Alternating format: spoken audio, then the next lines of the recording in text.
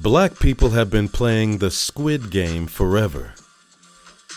There's been a lot of talk about what the Netflix mega hit Squid Game means for Asian representation, how the Korean language TV series is on track to possibly becoming Netflix's biggest hit in any language, including English, how the show is part of the global ascendance of Korean culture, from the music group BTS to the Oscar-winning movie Parasite. That's all incredibly important stuff to talk about. But as a black person, when I watched the series with my teenage daughter, something else stood out.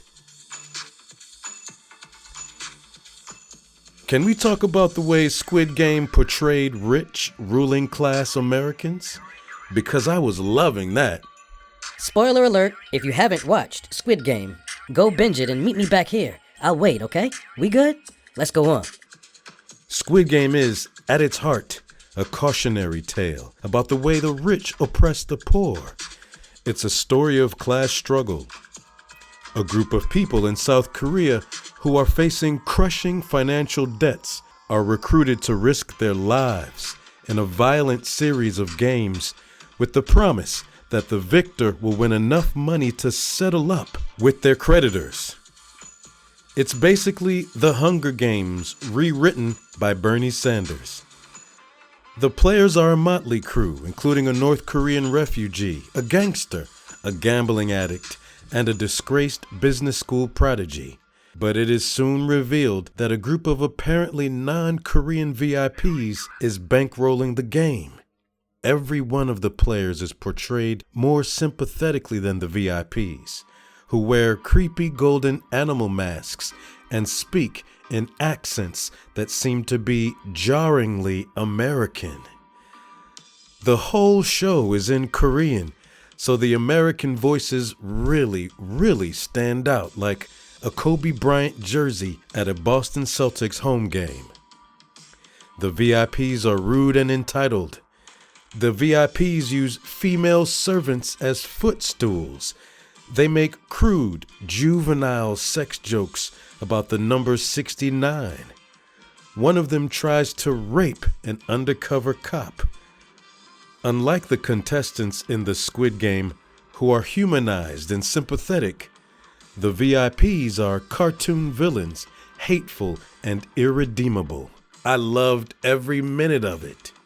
In America, we're often encouraged to reach across the aisle to try to find ways we can compromise with people who represent the rising tide of intolerance, ignorance, and greed.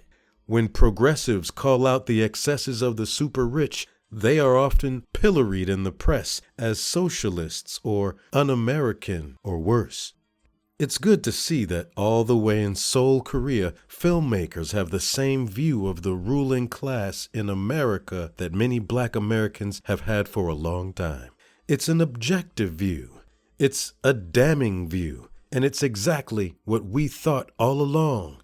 The animal masks the VIPs wear in Squid Game aren't really masks. They're the true faces of members of the patriarchal power structure. They're beasts preying on the have-nots. This isn't some arguably subjective take coming from inside America. This is an objective view from thousands of miles away. Like my man Frantz Fanon wrote in Black Skin, White Masks.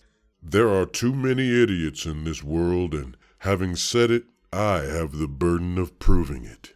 The idiots are on global display in Squid Game. At one point in Squid Game, one of the characters tells a story about how bosses at a car factory he used to work at mismanaged the company and laid off workers. He and other workers took over the factory and fought with the cops. His memories of the factory takeover fade into the Squid Game. It's all part of the same system. Near the end of the series, a TV newscast playing in the background in a hair salon delivers the following report about the Korean economy. The country's household debt is rapidly on the rise, topping the global average. Debt, layoffs, police brutality, arrogant super rich folks. Even without the subtitles, we all get the message. The Squid Game is a game black people have been playing in America for a long time. I can't wait for season 2.